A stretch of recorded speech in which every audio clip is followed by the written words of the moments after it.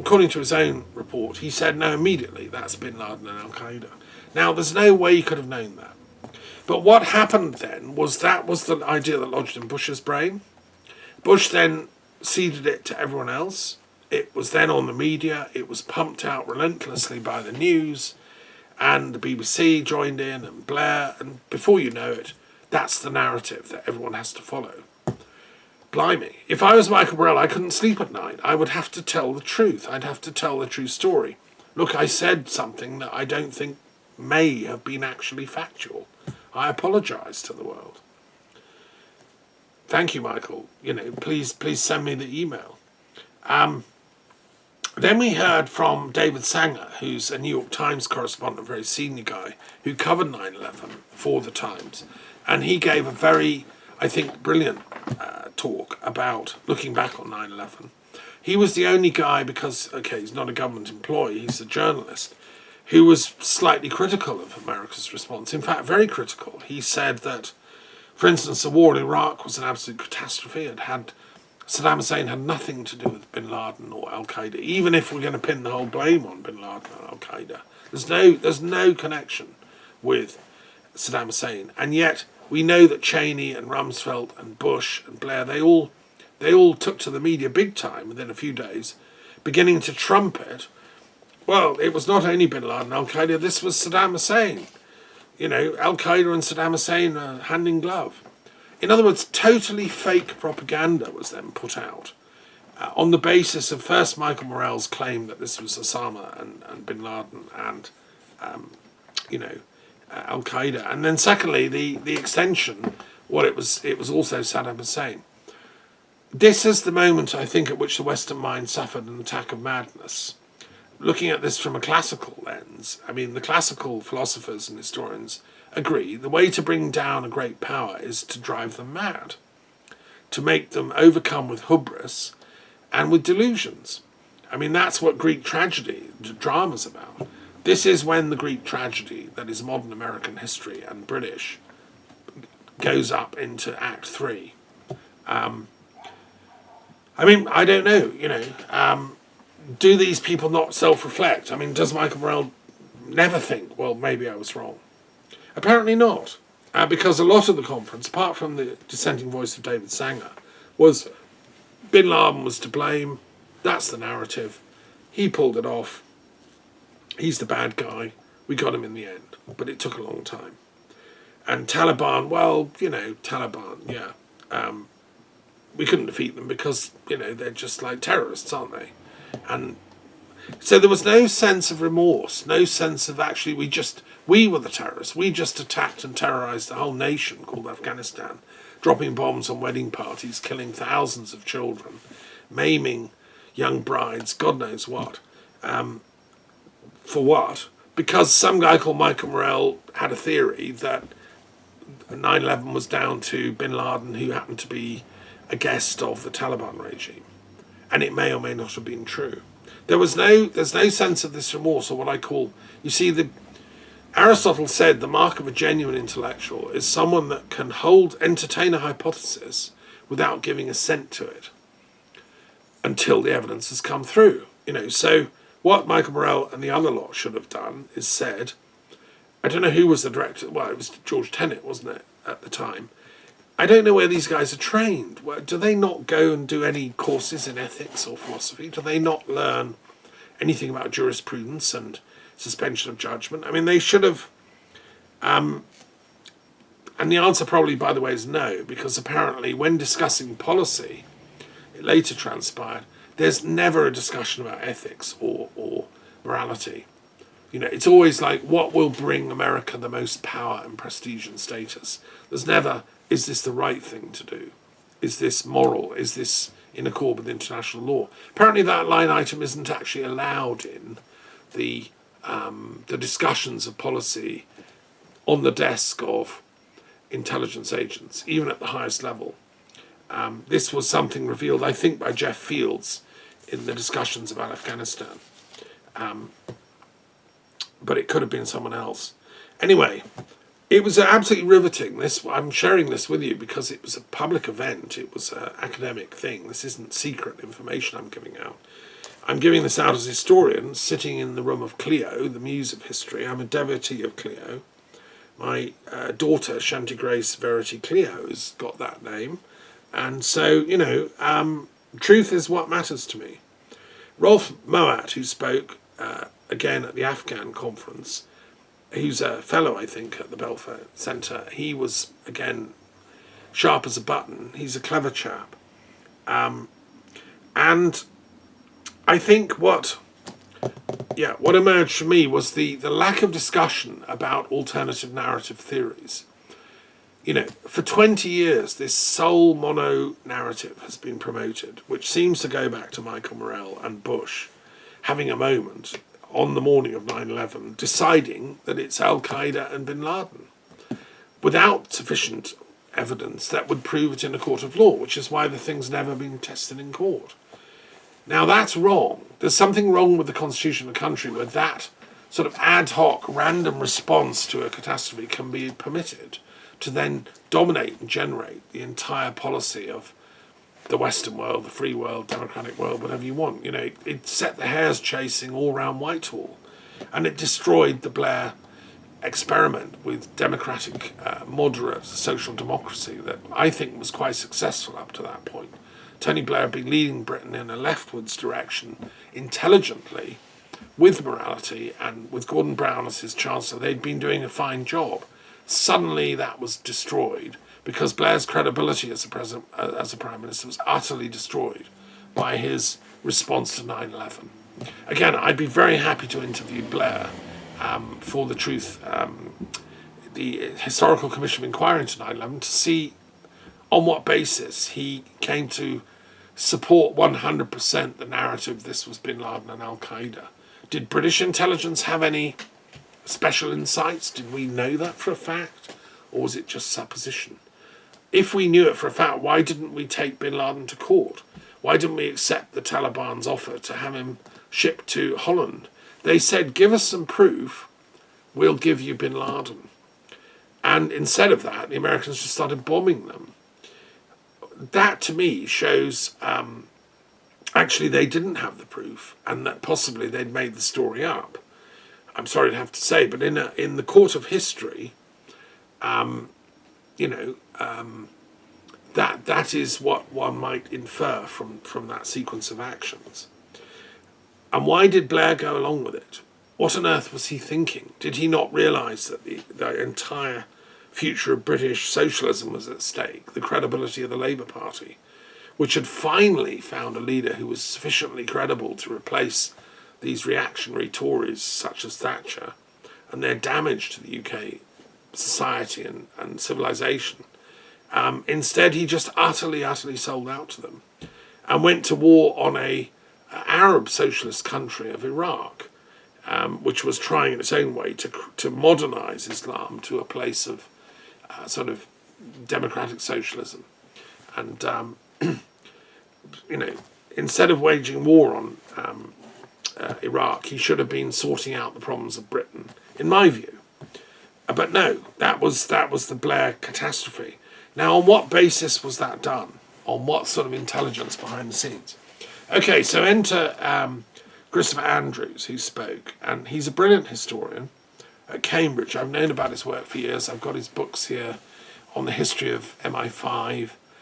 He's delved into the archives on British intelligence in more fine detail than anyone else. There's a seminar that works on the history of intelligence at Cambridge, where my daughter's doing her PhD. I know Cambridge and love it. And there's some brilliant minds there. Now, Christopher's one of them. His talk was, I think, much better in quality than all the others. I don't know, maybe I'm culturally biased because I'm British culturally and intellectually. But what Christopher said is that the failure of 9/11 was not like what the American lot was saying, which is, we didn't stop bin Laden in time, we didn't stop Al-Qaeda in time, woe is us, we let them get away with it. That was the narrative that Philip Zellikow and Michael Morell were pushing. Zellikow's in a slightly more nuanced way. What Andrew said is that the problem is that we let it get this far. it should never have come to 9/11. We should have solved this problem way, way before. And in a sense, he was going back to this question of the links between policy and intelligence. And I would say it goes back to even pre-World War One. I would say World War One should never have been allowed to happen. It was a catastrophe. It was out of the shattering catastrophe of World War One that the Ottoman Empire fell apart into these warring factions, and Israel was born, and eventually, and the chaos that we call the Middle East took shape. If you'd have had a peace policy in the British Empire when it had the power and the clout to do it in its heyday, let's say around 1900, right? If we'd have talked peace with the Ottoman Sultan, if we'd have talked peace with the Kaiser, if we'd have talked peace with the rambunctious adolescent Americans that were busy killing off any remaining American Indians and Manifest Destiny marching to the Pacific, etc., etc.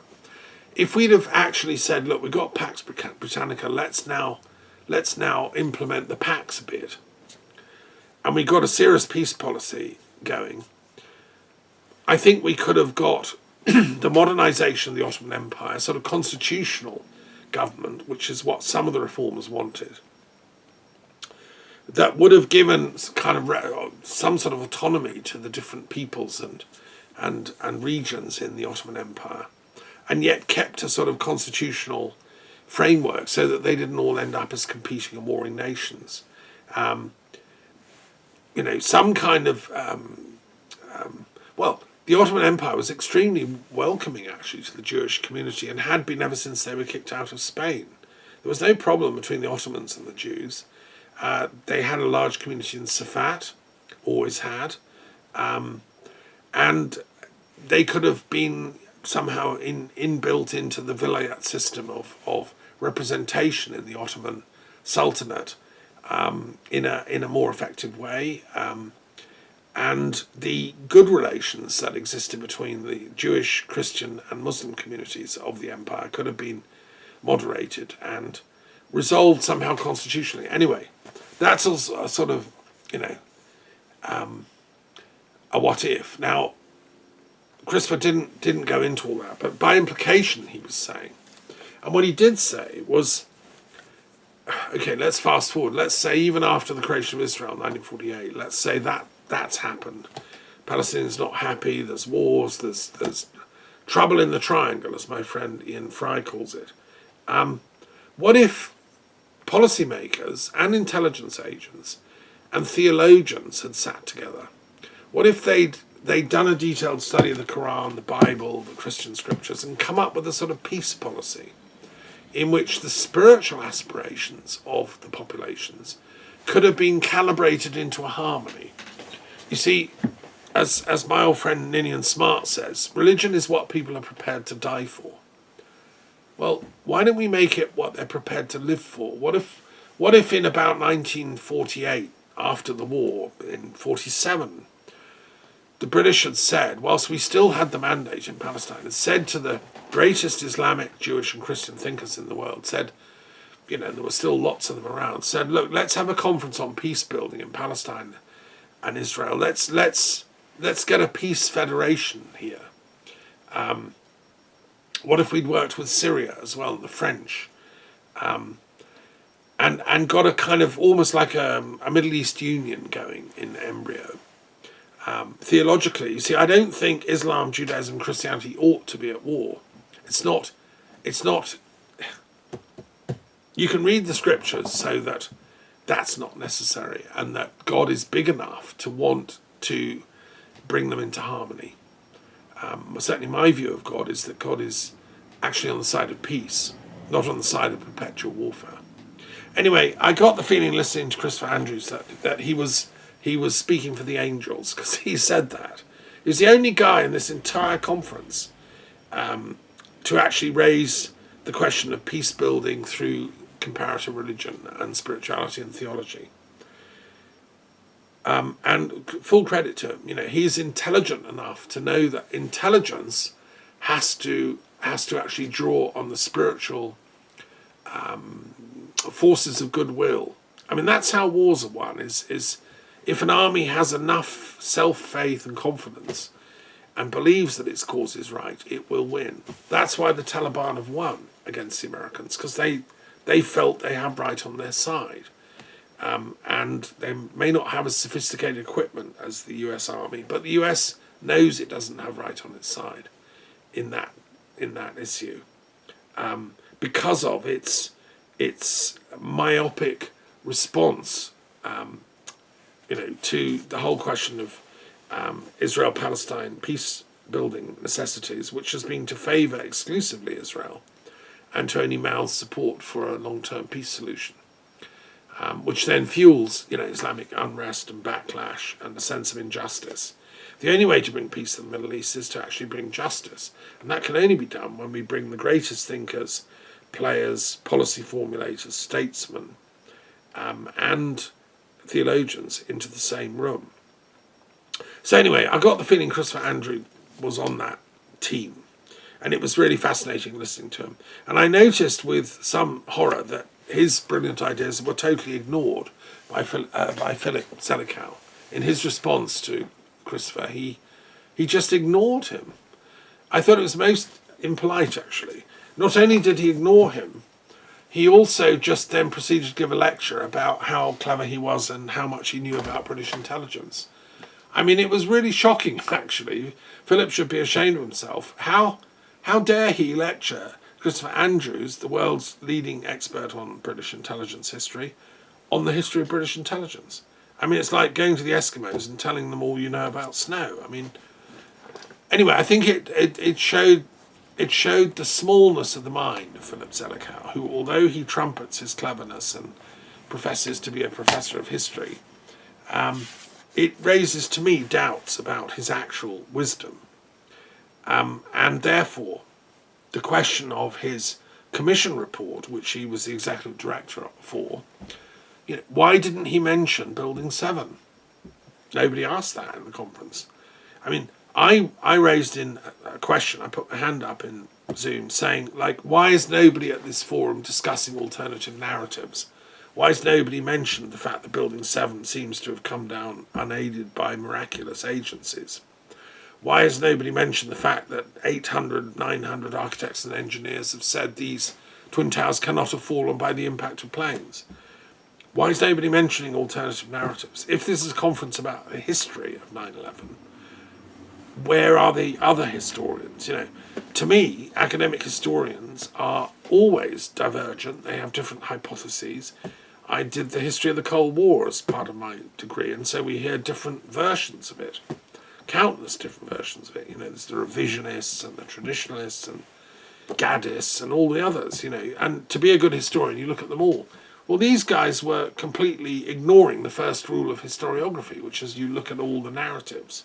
They were excluding the narratives that said that no, the official commission under Bush, edited by Zellikow, was only looking at one narrative. But nobody mentioned that. Nobody raised that question. I tried to in chat and was ignored. So anyway, what was interesting was to listen to how narrow-minded I think these particular specialists are. The question arises whether that's conscious or unconscious. Does Zellikow sleep at night because he genuinely believes that it was bin Laden and Al-Qaeda who did 9/11 and that's it, end of story? And does he actually believe the NIST report is 100% true? And does he believe the Building 7 just collapsed because of a few office fires? I mean, do the other people at this conference, Rolf and Michael Morell, do they all still believe that? Or have they ever bothered to look at the alternative narratives? That was what I came away from that conference, bubbling away in my mind. And I don't know the answer. I'd be very happy to have a chat with them. They can call me up. We can talk.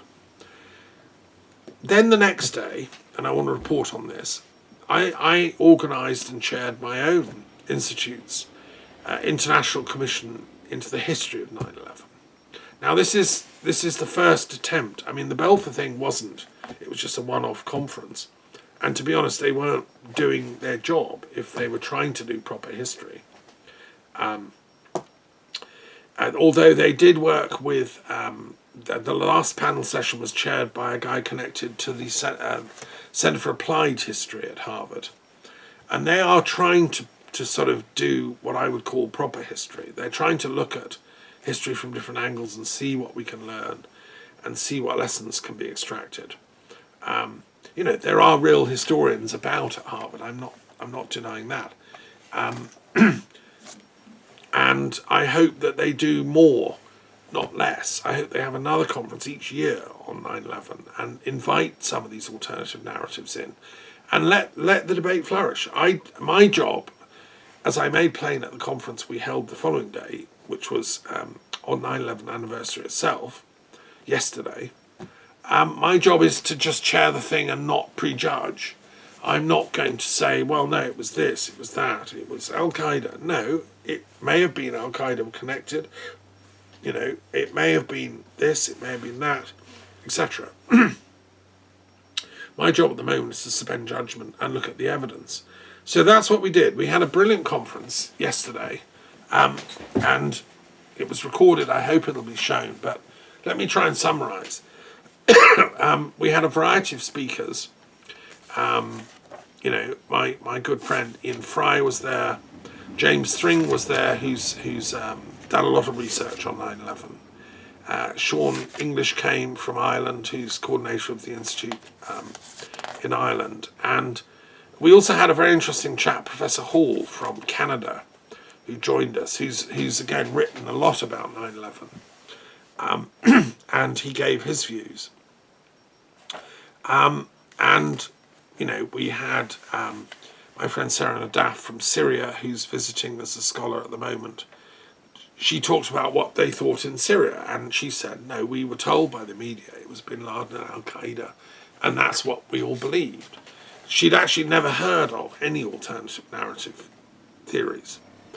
The 9/11 truth movement doesn't seem to have hit Syria yet. So it was a very interesting discussion, and I can only summarise a bit here. In the second part, I summarised my 17 hypotheses as to what caused 9/11. This is the book which I based the Commission's launch on. It's called Prolegomena to a History of 9/11, a historical and philosophical study of 9/11.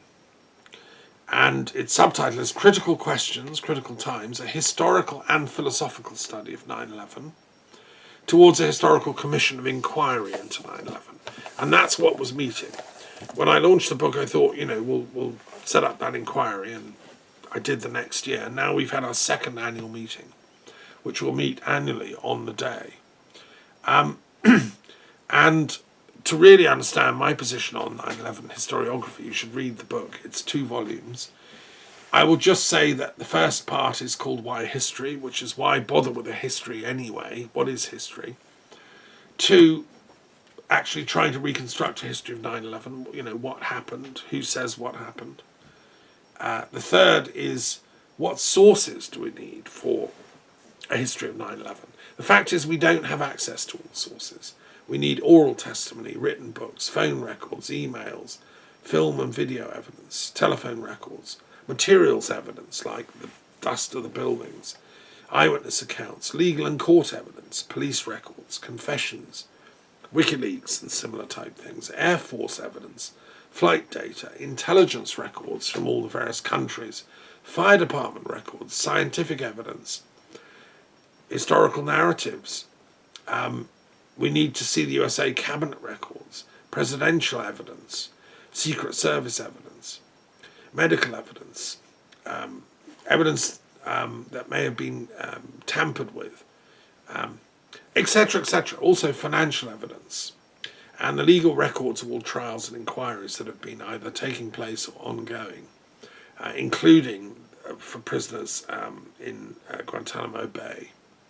And then evidence given to the Chilcot Commission. And then evidence concerning mysterious and unexplained deaths of certain key witnesses. All that lot, we need to see to do a real history of 9/11. Now that may not be possible for the next few years.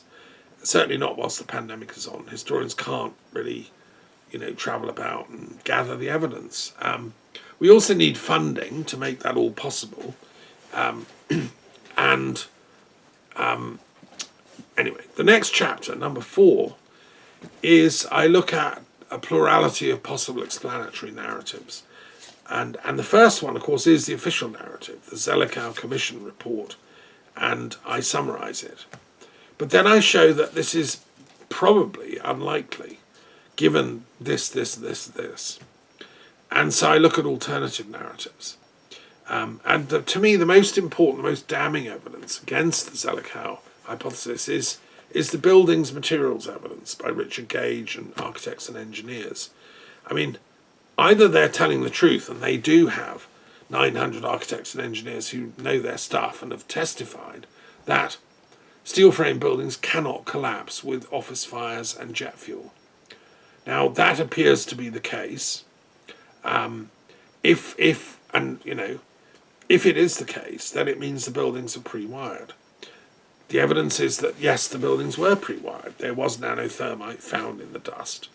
Well, to me, that is cast iron proof from materials science that the historical hypothesis has to accommodate this new evidence. Oh, the buildings are pre-wired, were they? Oh, well, that's funny. The commission didn't report that. So really, the Zellikow Commission, that's done its job. Thank you. We need a new commission. I mean, President Biden should set one up, in my view. I mean, this is important to the American people, to all the families who died, to all the friends and relatives, and, the scar on the American soul that this caused.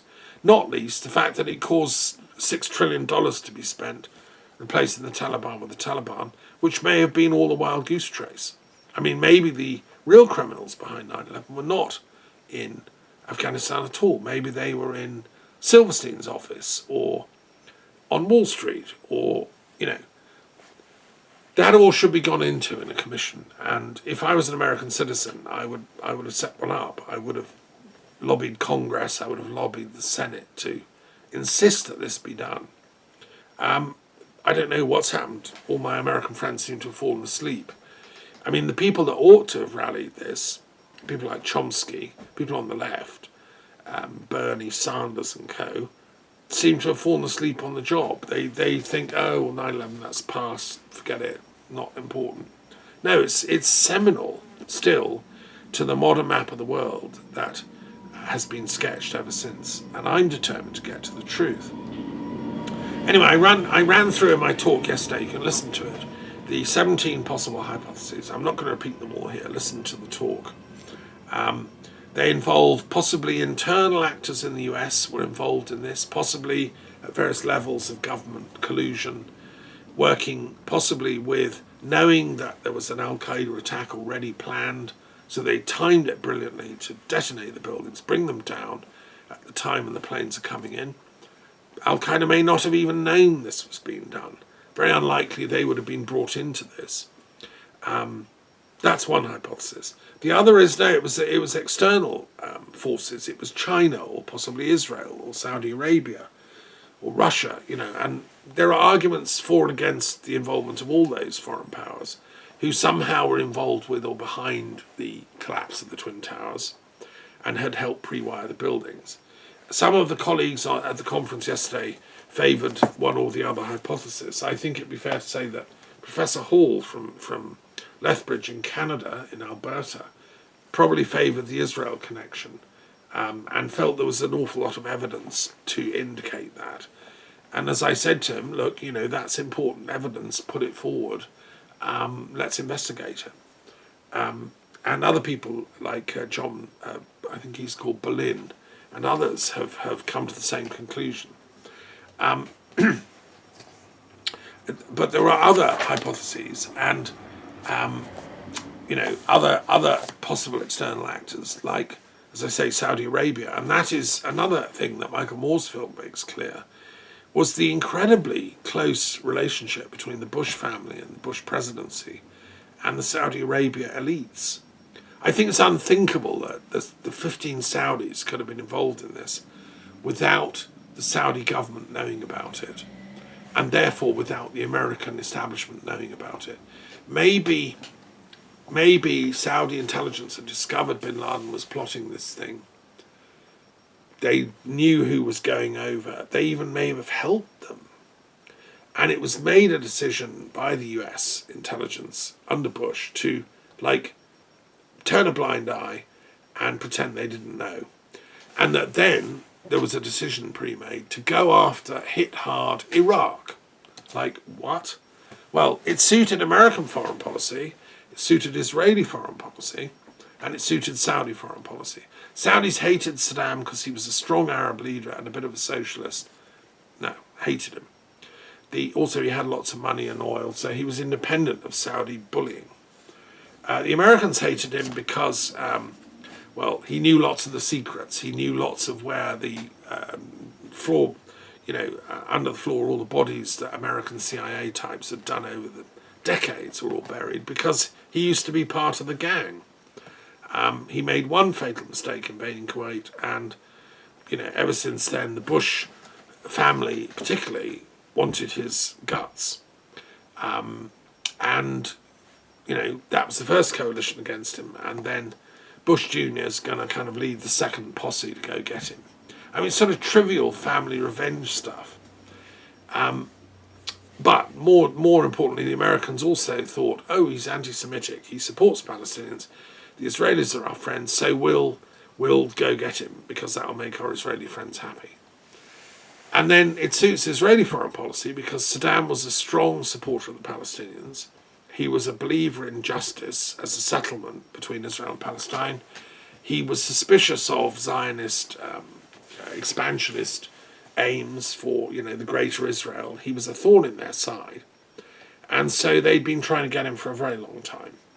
And now 9/11 was going to present the perfect, excuse. And they were able to spin the story so that, suddenly Saddam Hussein is to be got because he helped Al Qaeda. I mean, this is a fabrication of monstrous dishonesty and deception. But anyway, there was discussion about all this, and which of those powers, or was it a collusion of all of them? Did Saudi Arabia, Israel, and America, all know? And sort of pre-plan this as an excuse to attack Iraq. And Afghanistan was always a kind of sideshow. Who knows? I don't know. At the time of speaking, I don't know. I can say that with Socratic, exactness. I then discussed other possibilities, and we had a jolly interesting discussion, is all I can say. So listen to it. I think we did justice to the topic in the complexity of the discussion. I think some differences were revealed. I think Professor Hall, in blaming Israel or blaming maybe Zionists for this outrage, I don't know, to me may have come to a premature conclusion. I'm not an anti-Zionist, as I made plain to him. I distinguish between old Zionism and new Zionism. The new Zionists are Jabotinsky-type terrorists that blew up King David Hotel, that want an Israeli state for Israelis only, and don't really want to exceed any kind of rights to Palestinians or Muslims or Christians, really. They just tolerate them. And their long-term view is to sort of expand Israel and make it a superpower, military superpower, to get nuclear weapons and to use skullduggery, murder, assassination, killing when it suits them.